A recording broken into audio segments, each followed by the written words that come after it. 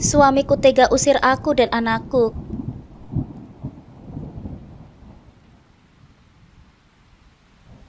Assalamualaikum sahabat curhatku. Terima kasih sudah datang ke channelku ini. Untuk yang sudah subscribe, semoga rezekinya dilancarkan ya. Amin ya robbal alamin.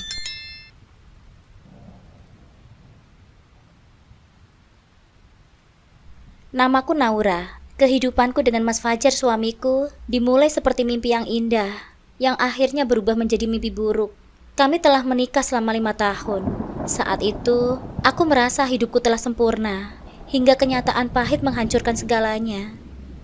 Aku terpaksa melepaskan pernikahanku yang awalnya begitu indah. Kisah ini bukan hanya tentang cinta yang kandas, tapi juga tentang bagaimana aku bertahan, bangkit, dan menemukan kekuatan dalam diriku sendiri. Aku dan Mas Fajar bertemu untuk pertama kalinya di kampus. Pada saat itu aku tidak menyangka bahwa perkenalan singkat kami akan membawa kami ke tahap yang lebih dalam. Mas Fajar bukan tipe pria yang menonjol di tengah keramaian. Ia pendiam, sederhana, namun punya caranya menghargai sesuatu, terutama diriku, yang menarik perhatianku. Kami mulai sering bertemu di perpustakaan, mengerjakan tugas bersama, dan perlahan hubungan kami berkembang. Tak ada drama berlebihan, tak ada gesekan yang berarti selama kami bersama. Hubungan kami penuh dengan kasih sayang dan pengertian. Mas Fajar selalu ada untukku saat aku merasa lelah dengan tugas kuliah, atau ketika aku merasa stres menghadapi ujian.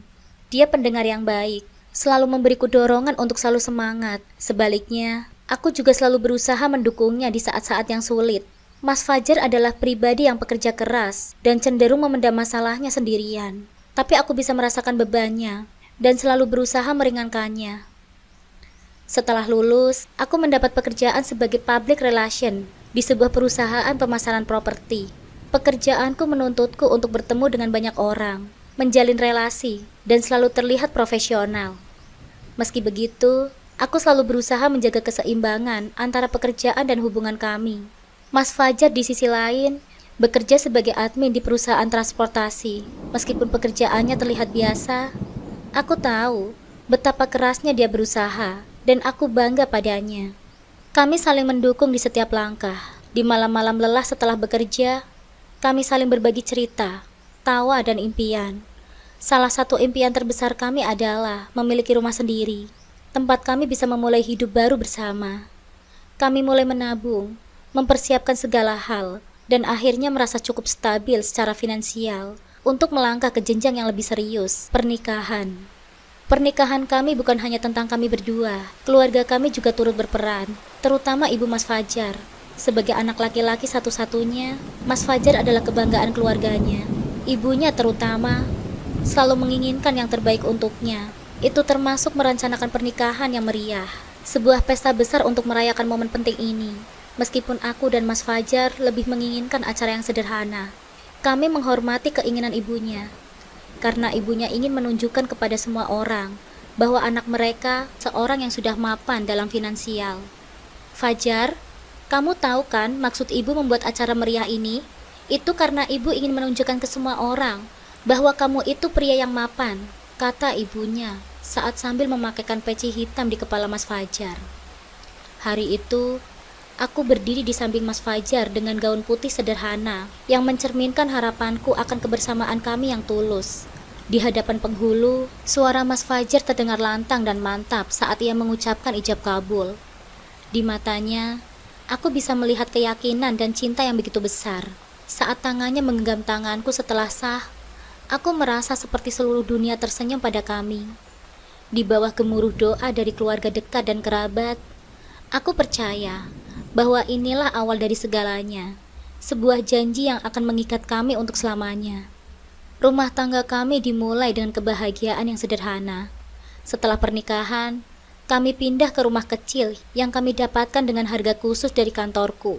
Rumah berukuran 4x6 itu menjadi tempat kami memulai mimpi baru. Setiap hari, kami merencanakan hal-hal kecil, seperti membeli perabotan, mengecat dinding, dan membayangkan masa depan kami bersama. Setiap malam, kami duduk bersama, merencanakan masa depan yang penuh cinta dan tawa.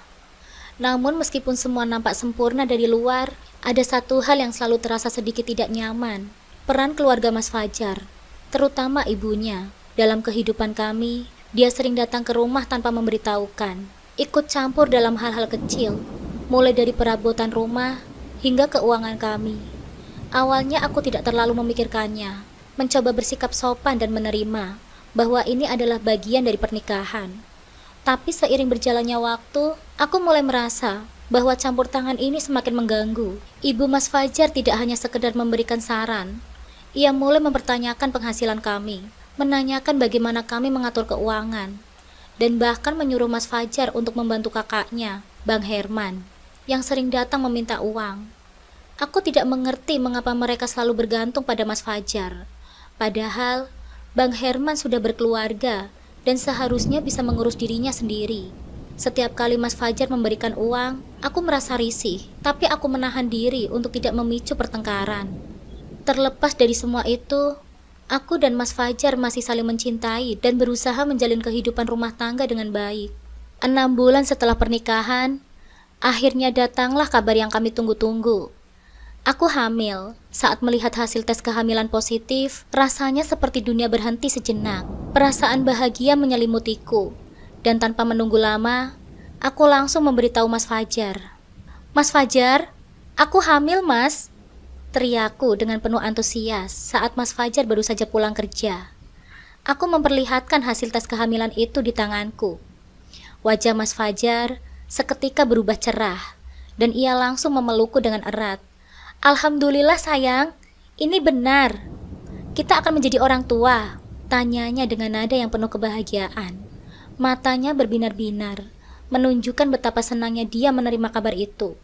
Iya Mas Fajar, aku gak percaya akhirnya kita akan punya anak, jawabku, tak kuasa menahan air mata kebahagiaan. Sejak saat itu, Mas Fajar menjadi lebih perhatian daripada sebelumnya.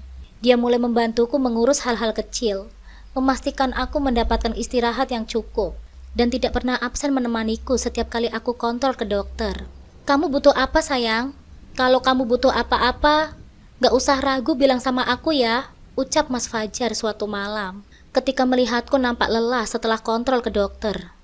Aku tersenyum kecil, merasakan cinta dan perhatian yang semakin dalam dari dirinya. Aku gak apa-apa Mas Fajar, cuma sedikit capek aja, tapi aku baik-baik saja kok. Kami mempersiapkan segala sesuatu dengan penuh cinta. Mulai dari memilih pakaian bayi, hingga menata kamar tidur yang kelak akan menjadi tempat anak kami beristirahat. Mas Fajar bahkan lebih bersemangat dari aku. Ia selalu memastikan bahwa setiap detail terpenuhi. Tapi meskipun Mas Fajar begitu antusias, kehamilanku tidak selalu berjalan mulus. Trimester pertama terasa begitu berat bagiku. Aku sering merasa mual, lemas, bahkan beberapa kali aku izin masuk kerja karena kondisiku yang tidak stabil. Selain itu, pemeriksaan rutin ke dokter pun tak pernah kulewatkan, karena kami berdua ingin memastikan kondisi bayi selalu sehat. Hingga tiba saat yang dinantikan, bayi kami akhirnya lahir. Aku dan Mas Fajar menantikan momen ini dengan penuh harapan. Proses persalinan berjalan dengan lancar. Tapi ketika akhirnya aku melihat wajah bayi kami, ada sesuatu yang membuatku terdiam sejenak. Matanya, ada yang berbeda. Salah satu matanya terlihat lebih besar dari yang lain. Saat aku memandanginya, perasaan campur aduk mulai muncul. Aku tidak tahu harus berkata apa, tapi bagiku, bayi ini tetaplah anugerah yang Tuhan berikan kepada kami. Zian, nama yang sudah kami siapkan sejak tahu jenis kelaminnya, tetap sempurna di mataku, apapun kondisinya. Mas, ini anakmu, bisikku dengan lemah. Namun saat Mas Fajar melihatnya, ekspresinya berubah. Ia menatap Zian dengan sorot mata yang sulit diartikan. Lalu tiba-tiba ia menghela nafas panjang. Kok anak kita kayak gini? Katanya dengan pelan, nadanya dingin. Aku bingung. Aku langsung tersentak mendengar ucapannya. Mas Fajar, apa maksudmu Mas? Aku bertanya seolah-olah aku tak tahu apa maksud Mas Fajar. Matanya itu loh, kok besar sebelah? Kenapa bisa begitu ya? Apa kamu gak jaga kesehatan selama kamu hamil? Jadi anak kita cacat begitu? Tanyanya dengan nada yang mulai meninggi. Aku terdiam, merasa terpojok. Selama kehamilanku, aku sudah berusaha sebaik mungkin untuk menjaga diriku dan janin kami. Aku rutin periksa ke dokter, menjaga pola makan, dan melakukan semua yang perlu dilakukan. Tapi, meskipun begitu, Mas Fajar tetap menyalahkanku. Sejak saat itu, ia menjadi lebih dingin dan sering menghindari Sian. Rasa antusias yang dulu dia tunjukkan selama kehamilanku, tiba-tiba menghilang begitu saja. Aku tidak tahu harus bagaimana lagi untuk membuatnya menerima keadaan anak kami. Aku hanya bisa berharap, seiring berjalannya waktu, Mas Fajar akan belajar mencintai Sian seperti aku mencintainya. Tapi ternyata, kebahagiaan yang kami impikan tertunda, dan sejak itu, segalanya mulai berubah. Setelah Sian berusia setahun, kejanggalan yang semula aku coba abaikan, kini mulai terasa semakin nyata. Sian belum menunjukkan tanda-tanda perkembangan seperti bayi seusianya. Ia belum bisa merangkak, apalagi berjalan. Kekhawatiran yang semakin menggunung membuatku akhirnya memutuskan untuk membawanya ke dokter spesialis anak. Hari itu, Mas Fajar ikut menemani, meskipun wajahnya menunjukkan bahwa ia ingin berada di tempat yang lain. Saat dokter memeriksa Sian dengan teliti, aku duduk di samping Mas Fajar, memegangi tangannya, tapi tangannya terasa dingin dan kaku. Ia tak mengucapkan sepatah kata pun selama pemeriksaan berlangsung. Seolah-olah sudah mengetahui apa yang akan dikatakan oleh dokter. Setelah serangkaian tes dilakukan, dokter menghela nafas panjang dan menatap kami dengan penuh simpati. Ibu, Bapak, saya harus memberitahukan ini, bahwa anak Anda, Sian, mengalami kelumpuhan. Kemungkinan besar ini disebabkan oleh kondisi medis yang terjadi saat dalam kandungan. Duniaku seketika runtuh. Aku merasakan seluruh tubuhku gemetar, nafasku berat, dan air mataku mengalir tanpa bisa kutahan. Mas Fajar, yang sejak tadi hanya terdiam, tiba-tiba berdiri. Ia menatap dokter dengan pandangan marah, seolah-olah ingin meluapkan semua kesalahannya di situ juga. Kelumpuhan? Bagaimana bisa? Apa ini karena kamu gak menjaga selama kamu hamil? Tanyanya dengan nada tajam, menatapku dengan amarah yang sulit kubayangkan. Mas Fajar, ini bukan kesalahanku, Mas. Suaraku bergetar, mencoba menjelaskan. Aku sudah melakukan semua yang aku bisa. Ini bukan sesuatu yang bisa kita kendalikan, Mas. Semua itu omong kosong. Mas Fajar menghempaskan tangannya dengan frustasi. Kamu yang hamil, kamu yang seharusnya menjaga anak kami. Sekarang lihat apa yang terjadi. Kata-kata Mas Fajar menamparku lebih keras dari apapun. Rasanya seperti dihantam oleh beban yang tak tertahankan. Aku hanya bisa menangis, tak sanggup melawan apa yang baru saja ia ucapkan. Di matanya, aku sudah gagal menjadi seorang istri, dan yang lebih menyakitkannya lagi, ia melihat Sian sebagai beban yang memalukan. Sejak saat itu, hubungan kami mulai memburuk. Mas Fajar semakin sering pulang larut malam, dan menghindari Sian. Setiap kali ia melihat Sian, sorot matanya selalu penuh dengan rasa kecewa dan jijik. Suatu malam, ibunya berkata pelan kepada Mas Fajar di ruang tamu. Entah kenapa ibu merasa dia bukan anakmu, Jar. Bang Herman, kakak Mas Fajar, yang sedari awal tidak menyukaiku, langsung menimpali dengan cepat. Aku juga punya firasat begitu, Jar. Kamu terlalu baik untuk dia, terlalu percaya. Lihat sekarang akibatnya. Kamu dapat anak cacat, kan? Mana mungkin itu darah dagingmu. Kalau kamu menikah sama wanita lain, aku yakin, anakmu gak akan seperti itu. Setiap kata-kata dari ibu mertua dan Bang Herman yang dituduhkan kepada aku terasa seperti duri yang menusuk hatiku. Mereka menuduhku seolah-olah aku adalah biang keladi dari segala masalah ini. Sejak mendengar percakapan itu, Mas Fajar semakin jauh dariku.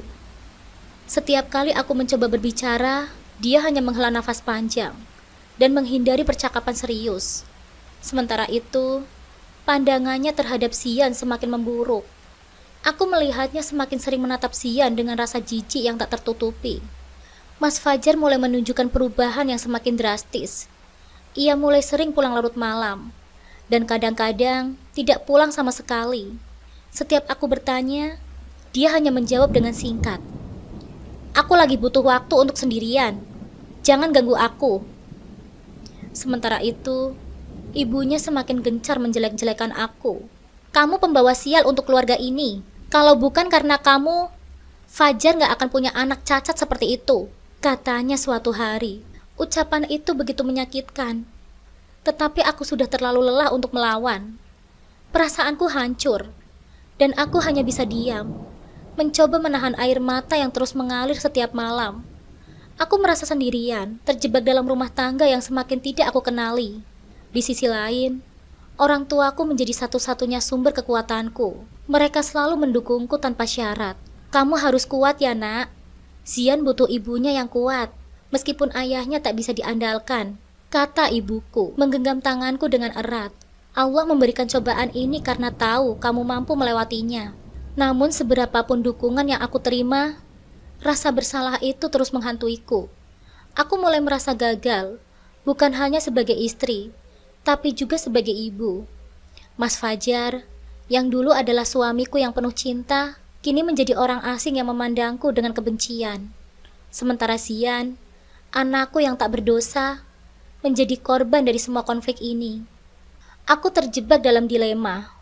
Haruskah aku bertahan demi Zian? Aku melepaskan semuanya demi kebahagiaan kami berdua.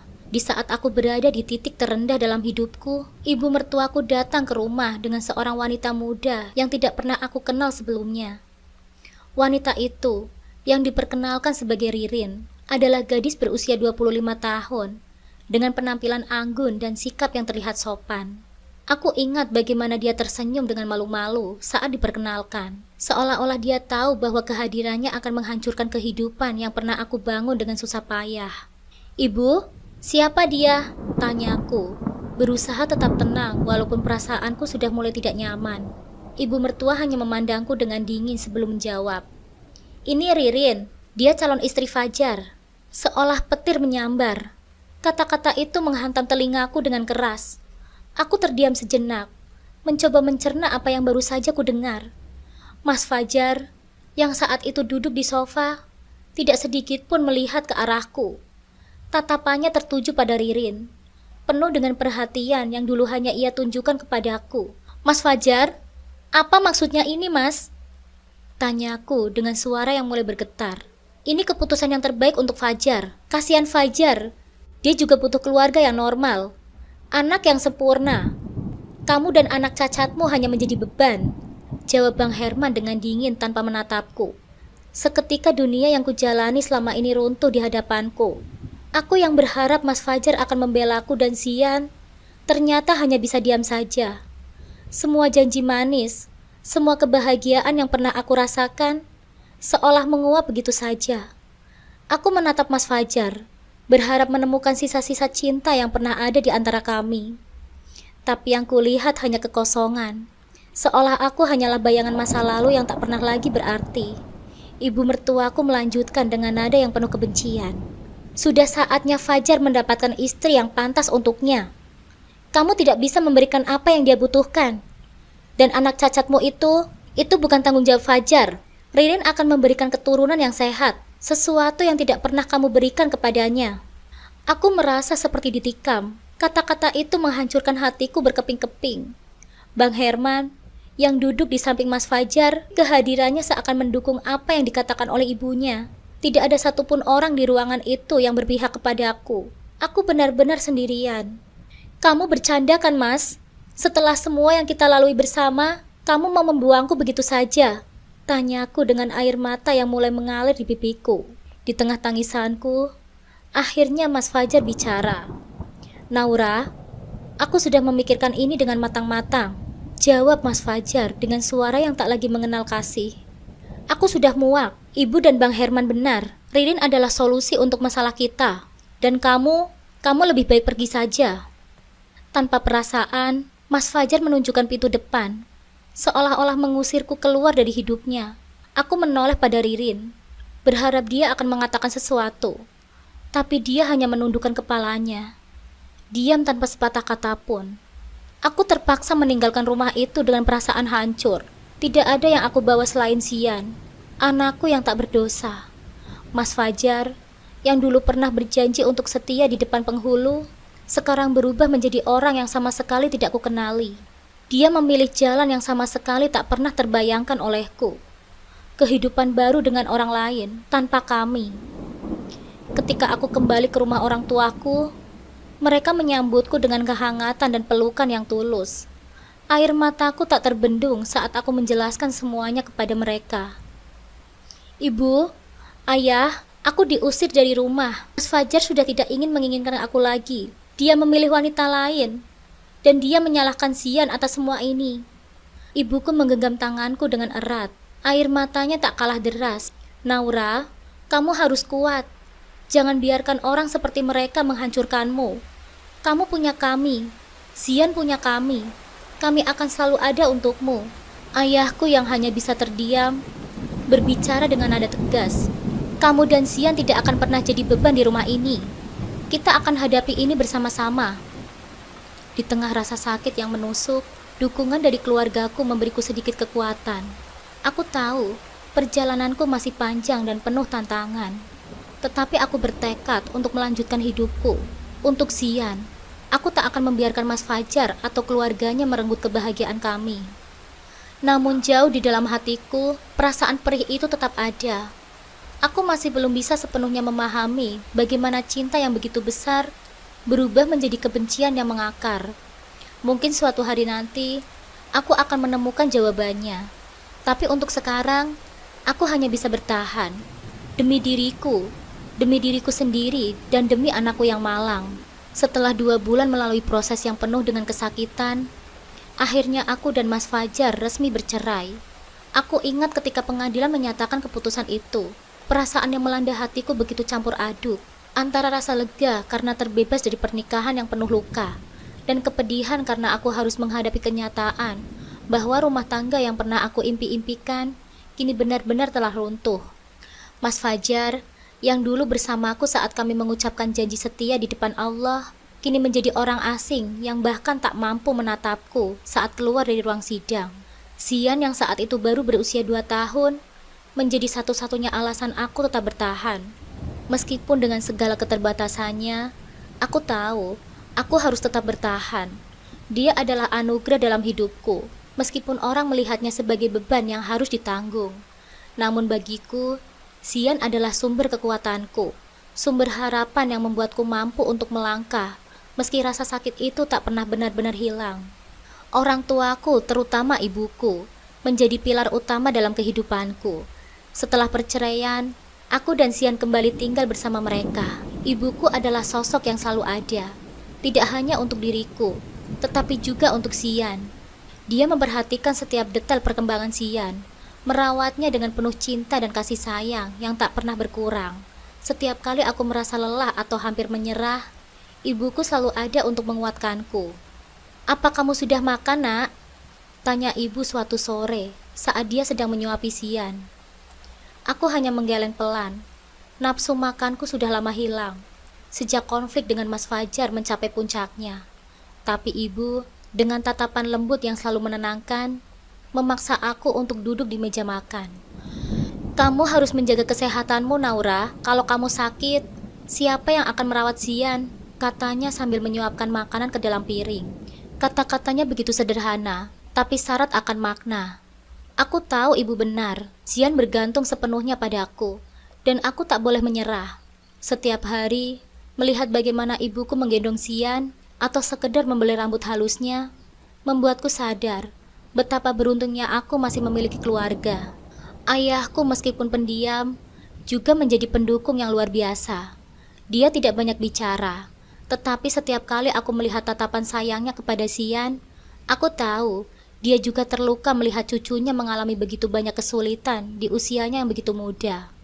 Kadang-kadang, aku melihatnya duduk di ruang tamu sambil menggendong Sian, mungkin memikirkan masa depan yang tidak pernah kami bayangkan akan seperti ini. Meskipun aku berusaha untuk tetap tegar, ada hari-hari di mana kepedihan begitu mendalam, begitu menguasai, hingga aku merasa sulit untuk bangun dari tempat tidurku. Malam-malamku seringkali dilalui dengan air mata, menangis dalam keheningan agar tidak terdengar oleh orang tuaku atau Sian.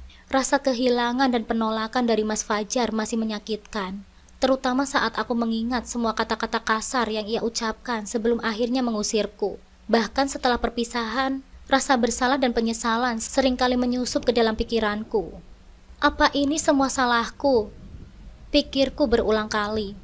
Apakah aku tidak cukup baik sebagai istri? Apakah aku bisa melakukan sesuatu yang lebih untuk menyelamatkan pernikahan kami?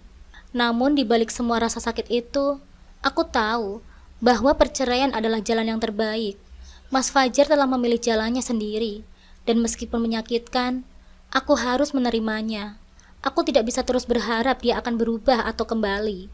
Yang terpenting sekarang adalah membangun kembali kehidupanku, bukan untuk diriku sendiri, tetapi juga untuk Sian. Tetapi juga untuk Sian anakku yang tak berdosa, yang tak pernah salah dalam semua ini. Dalam keheningan malam, ketika Sian tertidur di pelukanku, aku seringkali merenungkan hidupku yang dulu. Betapa semua terasa sempurna di awal, dan betapa cepatnya kebahagiaan itu runtuh.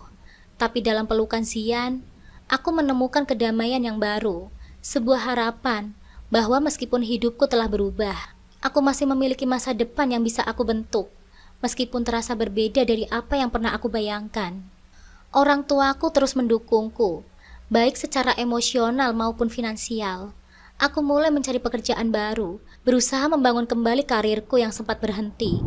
Meskipun begitu, aku masih sering bertanya-tanya, bagaimana hidupku bisa berubah begitu drastis dalam waktu yang relatif singkat.